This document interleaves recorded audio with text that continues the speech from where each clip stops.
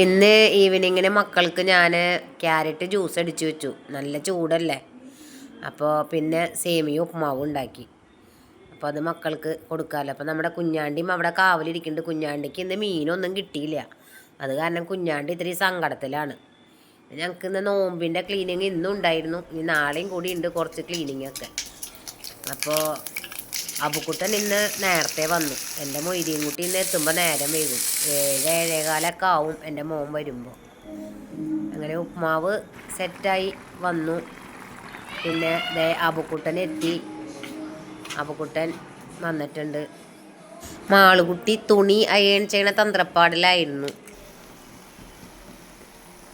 പിന്നെ ഉപ്മാവ് ഞാൻ വേഗം കാസറോളിലാക്കി ചൂടാറാതിരിക്കാനായിട്ട്.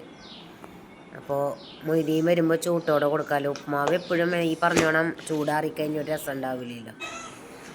എന്താ പരിപാടി? ഉപ്മാവ്. ഇന്നെൻ്റെ പാപ്പുകുട്ടി ഒറ്റയ്ക്കാവും അല്ലേ?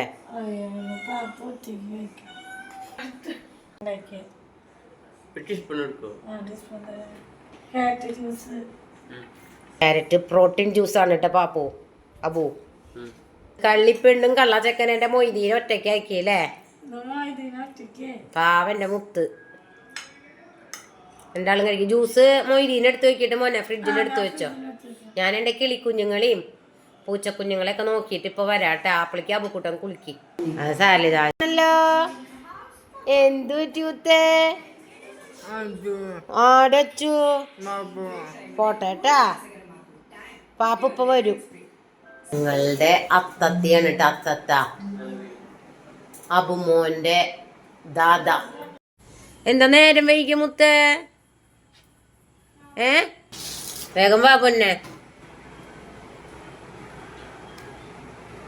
ഇന്ന് വയറുവേദനയൊന്നും ഉണ്ടായില്ലല്ലോ. അപ്പൊ ശരിയപ്പോ വേറൊന്നുമില്ല വിശേഷം. മുത്തേ ജ്യൂസ് കുടിച്ച പൊന്നെ അമ്മയുടെ പൊന്ന്. എന്തോരം നേരം വൈകിയെന്നല്ലേ. ഓക്കെ.